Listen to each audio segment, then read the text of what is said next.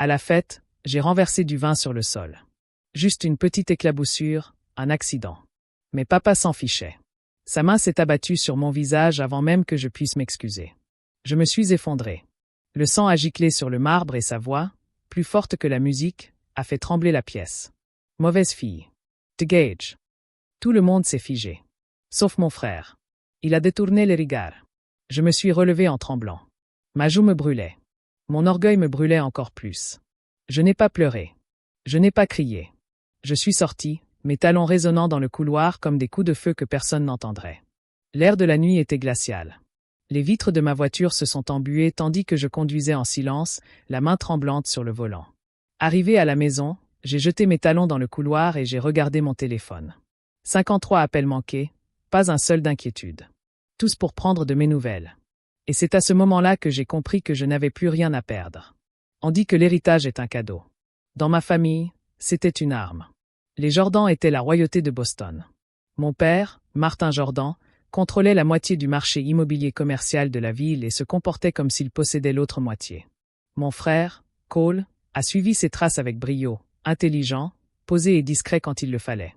Et moi? J'étais la petite dernière qu'on présentait volontiers, avec un sourire poli et une main crispée sur mon coude, comme s'il craignait que je dise une bêtise. J'ai appris très tôt à ne pas trop parler, à ne pas prendre de place et à ne pas faire d'erreur.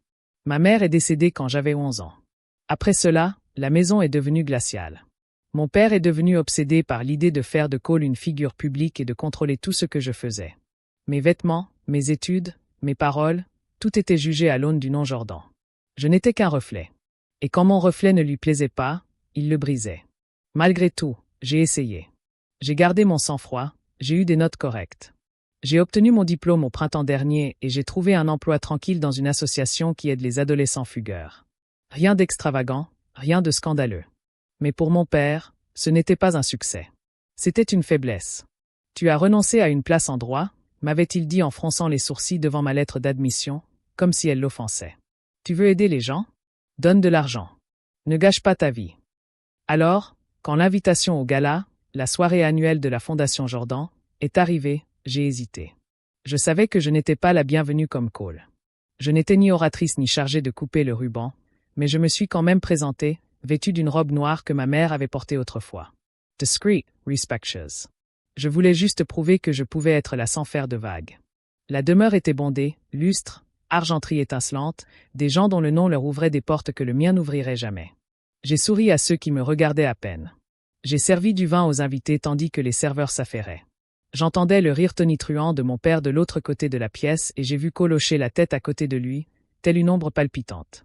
Et pendant quelques instants, j'ai presque cru que j'y étais arrivé. J'avais survécu à la soirée. Mon talon s'est accroché au bord du tapis.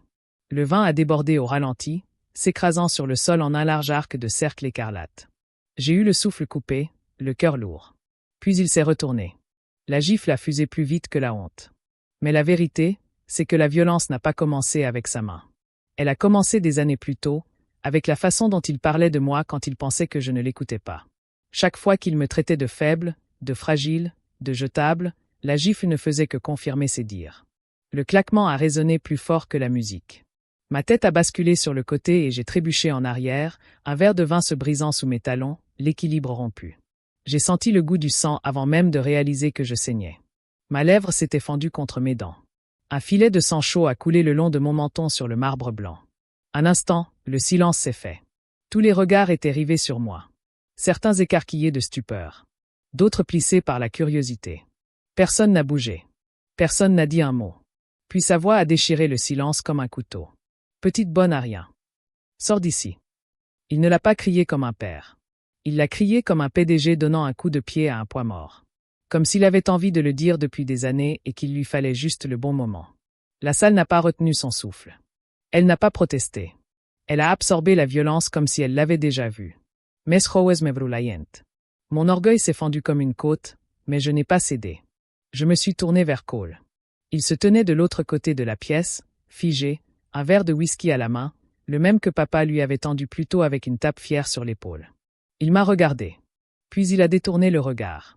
Non pas par honte, mais en silence. Ce genre de silence qui préfère la sécurité à la vérité. Il n'a pas fait un pas en avant. Il n'a pas prononcé mon nom. Et d'une certaine manière, cela m'a fait plus mal que le coup. Parce que je ne lui demandais pas de se battre. Je voulais juste avoir de l'importance. La salle de bal brillait encore derrière moi quand je suis sorti. Les lustres bourdonnaient. Les invités reprirent leurs murmures, parlant affaires, bourse et vacances comme si l'instant avait été une erreur, et non une blessure. Je traversai l'allée de gravier, les mains tremblantes et les lèvres ensanglantées, mes talons raclant les pierres. Ma voiture était froide quand je m'y suis installé. Mes doigts tremblaient sur le volant. Je n'ai pas pleuré. Pas à ce moment-là. Je ne leur ai pas laissé faire. Ce que je ressentais n'était pas de la tristesse. C'était la lame de Claritilla tranchant des années de brouillard. Je voyais tout si clairement maintenant. Les dîners où j'étais invisible. Les anniversaires où j'avais reçu des reproches au lieu d'amour. Le conditionnement savamment orchestré qui m'avait fait croire que j'avais de la chance d'être ne serait-ce que toléré. J'avais cru que cette fête serait un pas vers la guérison.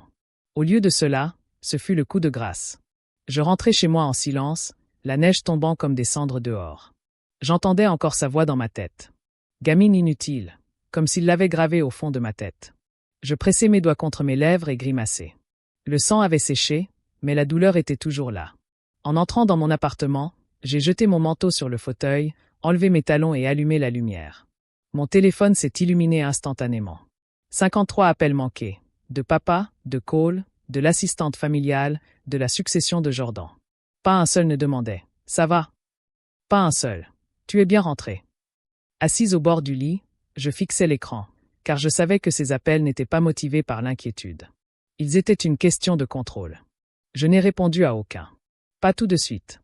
Je suis resté là, à fixer les chiffres qui s'affichaient sur mes répondeurs. Ces noms d'utilisateurs, qui autrefois symbolisaient la famille, ressemblaient désormais davantage à une menace corporative. J'entendais déjà leur voix dans ma tête, mêlée à cette fausse sollicitude, ce ton sec et rauque qu'ils utilisaient pour tenter de dissimuler un problème. J'ai jeté le téléphone face contre le canapé, mais il a vibré sans cesse. Un message vocal a fini par arriver. Allez, la voix froide de mon père, s'est ressaisie. La nuit dernière a été malheureuse, mais les accidents arrivent. N'exagérons rien. Tout est ridiculisé. N'embarrasse pas davantage cette famille. Malheureux, c'est comme ça qu'il l'a qualifié. Pas une agression, pas une humiliation, pas le fait de saigner devant 50 personnes sous le regard indifférent de mon propre frère. Non, c'était juste un désagrément pour lui. Un problème d'image. J'ai repassé la vidéo 2 fois, cherchant le moindre remords. Rien, juste un avertissement enrobé de diplomatie. Un autre message de Cole est arrivé. On devrait parler. Tu as peut-être mal interprété la situation. Ne laisse pas tes émotions gâcher ce qui reste. Ce qui reste de quoi? De ma dignité. De ma place à la table où je n'ai jamais vraiment été invité. Je me suis levé brusquement, étourdi par la colère.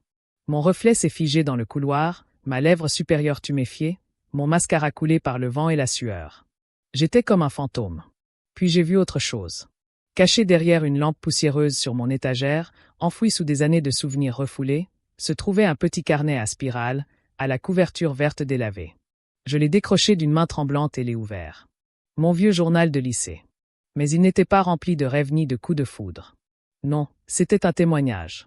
Une archive silencieuse de moments que je m'étais forcé à oublier, car les souvenirs les rendaient plus lourds. Le dîner. Il m'a dit que je devrais porter moins de noir, que j'avais l'air de pleurer mon propre avenir. Cole a reçu une Rolex. Moi, le silence. Papa a dit aux invités que j'avais abandonné mes études. Ce qui était faux. Page après page. Je l'avais écrit parce que j'avais besoin d'une preuve, au moins pour moi-même, que je n'imaginais rien, que je n'étais ni folle ni hypersensible, qu'il y avait un schéma, un système. J'ai tourné la page jusqu'à la dernière page blanche. J'ai pris un stylo et j'ai tracé le haut de la page. La nuit où il m'a frappé. Alors, lentement, délibérément, j'ai commencé à écrire. Où c'était arrivé, qui était là, ce qu'il avait dit, ce que Cole n'avait pas dit. Je ne savais pas encore ce que j'en ferais, mais c'était comme la première pierre d'un édifice que je pourrais un jour construire. Pas une chute, pas encore, mais peut-être une colonne vertébrale. Parce que j'avais passé ma vie à me faire toute petite, à me rabaisser pour survivre. Maintenant, enfin, je sentais quelque chose changer. J'en avais fini de survivre. Le lendemain matin, le ciel était toujours gris. L'hiver bostonien avait cette façon de vous accabler, comme si même le temps essayait de vous faire taire. Je n'avais presque pas dormi, juste somnolente, le carnet vert serré dans mes bras comme pour me rassurer. Mon téléphone n'arrêtait pas de vibrer. Encore des appels de la succession. Un bref courriel de l'attaché de presse de la famille. Une certaine Dana, que je n'avais rencontrée que 2 fois. Nous espérons que cela pourra se régler discrètement. Veuillez vous abstenir de toute déclaration publique et de toute implication extérieure. Et voilà, encore une fois. Pas un mot sur ce qu'il faisait. Juste contenir les dégâts, limiter les dégâts. J'ai claqué l'ordinateur et me suis levé. J'avais besoin de respirer, de réfléchir, de sortir de la chambre d'écho de mon appartement avant d'y sombrer. Alors je suis monté dans ma voiture et j'ai roulé, non pas pour aller au travail, ni à la salle de sport, mais vers une personne dont je n'avais pas prononcé le nom à voix haute depuis des années. Leia, la sœur cadette de mon père. Celle dont il ne parlait jamais, sauf pour la qualifier d'imprudente, d'insensible ou de honteuse. Celle qui avait disparu des réunions de famille il y a plus de 10 ans. Je me souvenais des murmures selon lesquels elle avait refusé d'épouser l'homme que Martin lui avait choisi. Qu'elle avait vendu son héritage pour financer une association à but non lucratif dans le Vermont, qu'elle lui avait lancée lors d'une ultime dispute. Ton royaume est bâti sur la peur. Elle était la seule adulte à lui avoir jamais tenu tête. Et j'avais besoin de quelqu'un comme lui, maintenant. Elle vivait dans une maison de ville tranquille, non loin de Davis Square. La sonnette portait encore son nom, elle Jordan. Mes doigts ont hésité, puis j'ai appuyé.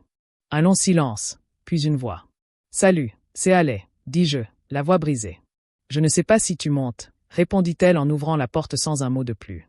L'appartement était chaleureux, en désordre, vivant, des livres partout, des photos de chiens et de montagnes. Et la voilà, debout près de la fenêtre, une tasse à la main.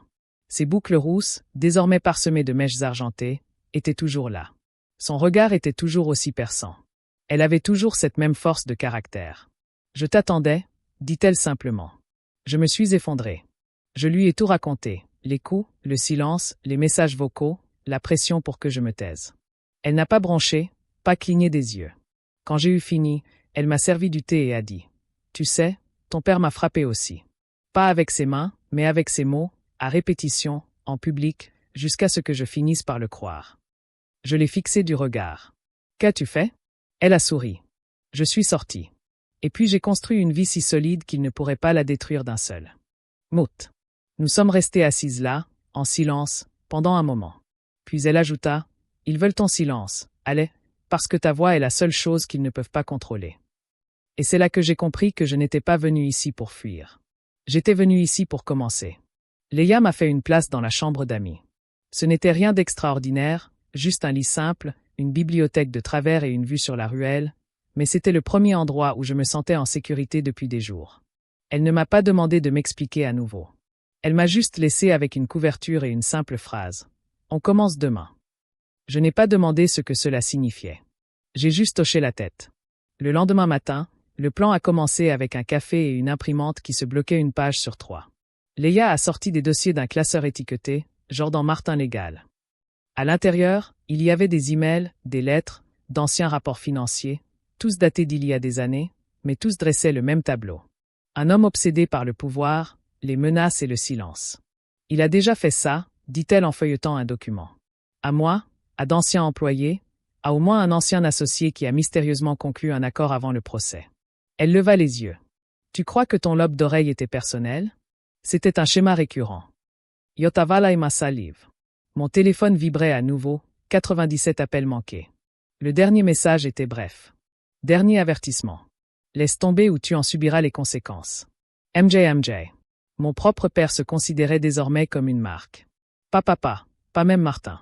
MJ, ça ne m'effrayait pas. Plus maintenant. Ça a juste durci quelque chose en moi. Leia désigna mon carnet vert. Voilà ton noyau. Maintenant, on construit autour. Les dates, les lieux, les témoins, tout ce dont tu te souviens, même si ça te semblait insignifiant. On a commencé à écrire sur le gala, la collecte de fonds de l'automne dernier où il a dit à un journaliste que j'étais sans emploi. Le Noël où il a offert une nouvelle voiture à Cole et m'a dit « Ta présence suffit. » Sois reconnaissant. Le message vocal. Je l'ai enregistré, sauvegardé, fait une copie. Leia m'a ensuite montré comment chiffrer des fichiers, comment rédiger un courriel intraçable, comment accéder aux documents publics de toutes les sociétés de mon père. Ce soir-là, nous avions une chronologie complète sur sa table de salle à manger, annotée, horodatée, avec le code source.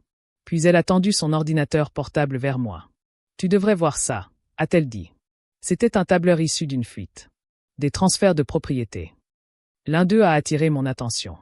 Une propriété en bord de mer à Cap Ann transférée à une fiducie offshore 3 jours après le gala. Un geste soudain, un geste panique. Il dissimulait des actifs et se préparait aux conséquences. Il a peur, ai-je murmuré. Leia a hoché la tête. Ils ont toujours peur, mais seulement quand ils réalisent que tu n'es plus une petite fille.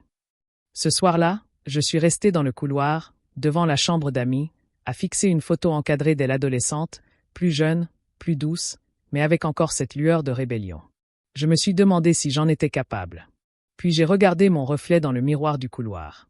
Meurtri, fatigué, mais droite. J'ai pris mon téléphone et tapé un simple message à un ancien professeur de journalisme que j'admirais autrefois.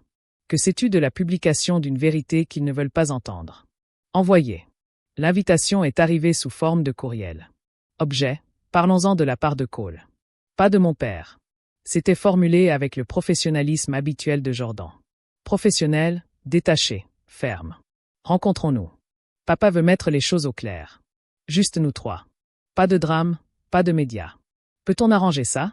Arranger ça. Comme si j'étais un robinet qui fuit. Je l'ai fixé un instant, puis je l'ai montré à Leia. Vas-y, a-t-elle dit. Pas pour eux, pour toi. Va voir qui ils sont vraiment quand le masque tombe. Nous avons choisi un lieu neutre, une salle privée dans un cabinet d'avocat du centre-ville.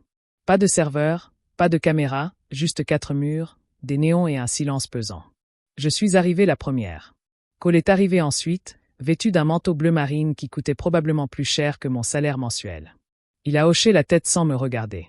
Puis Imai, le père Martin Jordan, entra, accompagné de son assistant, qui lui tendit silencieusement un dossier avant de repartir. « Allez, dit-il en s'asseyant sur la chaise en face de moi, tel un roi prenant son trône. Tu as l'air fatigué. » Je ne répondis pas. Cole s'éclaircit la gorge. « Nous sommes là pour arranger les choses. » Martin se pencha en avant. « Tu as commis une erreur. C'est pardonnable. Mais ce que tu fais maintenant, en exposant cette affaire au public, en impliquant Leia, en fouillant dans les documents financiers, c'est irresponsable. Et puis, frapper ta fille devant une centaine de personnes, dis-je. » Il serra les dents. Un instant de frustration. « Tu m'as traité de bonne à rien. Tu am as humanly. Yara yes. » Un petit rire amer. « Tu m'as frappé en public et c'est toi qui es gêné. » Cole prit enfin la parole. « Allez, personne ne dit que c'était bien, mais il y a moyen de gérer ça sans que tout explose. Il n'y a pas de solution miracle face aux violences, Cole. » Martin fit glisser le dossier sur la table. « C'est un accord de confidentialité, dit-il. Signez-le et on n'en parle plus. Vous aurez un règlement à l'amiable, dans la dignité. » Dignite. Il employait ce mot comme s'il s'agissait d'une marchandise qu'il pouvait racheter. « Je ne signerai rien, dis-je. Et je ne me tairai pas. » Son regard s'aiguisa. « Vous comprenez que si vous persistez, nous réagirons. Par des poursuites judiciaires, des témoins de moralité, des preuves de votre instabilité. » Cole semblait mal à l'aise. « Nous ne voulons pas aller jusque-là. » Je me tournai vers lui. « Le laisseriez-vous battre votre femme? » Il tressaillit. « Votre fille. » Nouveau silence. « Alors pourquoi est-ce différent quand c'est moi? » Il baissa les yeux. Pas de réponse. Je me penchai en avant. « Vous êtes resté là à me regarder saigner. Et maintenant, vous me demandez de protéger celui qui l'a fait. » La voix de Martin baissa jusqu'à un grognement sourd. « Votre comportement a toujours été émotionnel, théâtral. Leia vous a appris ça. Votre rébellion, c'est fini. Et me lève. Non, ça commence maintenant. » Il se leva à son tour, la voix forte. « Tu n'es rien sans cette famille. Crois-tu que Leia puisse te protéger? Tu reviendras. Tu reviendras toujours. » Je me dirigeai vers la porte, puis m'arrêtai. « Tu ne me connais pas du tout. Et c'est la seule raison pour laquelle tu pensais que je resterais silencieuse. » Et je ne claquai pas la porte. Ce n'était pas nécessaire. Le silence derrière moi était plus éloquent que tout ce que j'aurais pu dire. Dehors, sous le ciel gris, mon souffle se mêlait à la brume hivernale. Mes mains tremblaient, non de peur, mais de liberté. Ils m'avaient révélé leur véritable nature. J'étais désormais libre de la montrer au monde. Je ne rentrai pas chez moi après la réunion. Je me rendis directement chez Leia. Dès que je franchis la porte, elle leva les yeux de son ordinateur portable et me posa une question. « Es-tu prête à tout brûler ?» J'acquiesçai et nous commençâmes. Tout ce que nous avions rassemblé, les enregistrements, les messages vocaux, les anciennes entrées de journal, le transfert soudain de propriété, avait été trié, horodaté et sauvegardé sur 3 disques durs cryptés. Leia s'occupait de la partie technique. Je me suis occupé de la voix. Ce soir-là, j'ai écrit la vérité, non seulement sur les coups, mais aussi sur les années qui l'avaient précédé. J'ai écrit sur ce que c'était que de grandir invisible dans une famille obsédée par les apparences. Sur le fait qu'on me disait que j'étais trop sensible, trop émotive, trop intense. Sur les dîners où l'on se moquait de moi parce que j'avais une opinion. Sur les anniversaires oubliés. Sur les chambres que je devais nettoyer après le départ des vrais invités. J'ai raconté l'histoire que chaque famille parfaite espère que personne ne racontera jamais. Puis nous avons cliqué sur « Envoyer ». Un journaliste d'investigation, Stone, un ancien contact de Leia, a accepté de s'en occuper. Il a vérifié les documents, contrôlé les transferts financiers, recoupé les entrées de mon journal avec les déclarations de revenus, les registres fiscaux et les témoignages de personnes qui se souvenaient juste assez pour confirmer les inexactitudes. Nous avons programmé la publication. La veille de Noël, le soir même du gala annuel de la Fondation Jordan. L'ironie de la situation ne m'échappait pas. Je n'avais pas de billets. Je n'en avais pas besoin. Le lieu, tout de verre et d'or, était un hôtel perché sur une colline où les riches trinquaient en feignant de se soucier les uns des autres. Vêtu d'un simple manteau noir, je pénétrais dans le hall comme si j'étais chez moi, car c'était le cas. Pas dans leur monde, mais dans la réalité. Dans la salle de bal, les lumières scintillaient et les serveurs, portant du champagne, s'affairaient, accompagnés de rires, de claquements de talons et de tintements de cristaux, comme lors de la fameuse soirée. Sauf que cette fois, c'était moi qui menais la danse. De l'autre côté de la salle, je l'aperçus, Martin Jordan, sur scène, prononçant un discours sur la dignité et les valeurs familiales. Les flashs crépitaient, les applaudissements fusaient. À 20 heures précises, le téléphone se mit à vibrer. Un appel, puis 5, puis des dizaines. Les écrans affichaient des informations. Exclusivité, l'empire familial Jordan sous le feu des critiques suite à des allégations d'abus et de mauvaise gestion financière. Boston Standard. L'article fit l'effet d'une bombe. Nom, date, document, enregistrement audio, même les messages vocaux. Il ne fallait pas embarrasser davantage cette famille. La salle vibrait. Des murmures s'élevaient comme une vague. Un donateur est sorti, puis un autre. La voix de Martin a tremblé. Il a regardé son assistant, pâle et déjà en train de téléphoner. Cole se tenait à l'écart, les mains jointes et la mâchoire serrée. Puis Martin a sifflé. C'est une campagne de diffamation. Elle est instable, vengeresse. Mais les micros étaient toujours allumés et les caméras continuaient de tourner. Pour une fois, le monde voyait ce que j'avais toujours vu. Je n'ai pas attendu la suite. Je me suis retourné et je suis sorti, mon manteau sur les épaules, le cœur battant la chamade. Dehors, l'air nocturne était vif et froid, mais pour la première fois depuis des années, il ne mordait pas. Il m'éportait. Mon téléphone a vibré dans ma poche. Des messages d'inconnus, d'anciens camarades de classe, de femmes que je ne connaissais même pas. Merci d'avoir parlé. Je pensais être la seule. Vous m'avez fait me sentir moins seule. Martin avait bâti son monde sur le silence. Ce soir-là, j'avais transformé ce silence en tempête. J'ai emménagé dans un petit appartement au-dessus d'une librairie.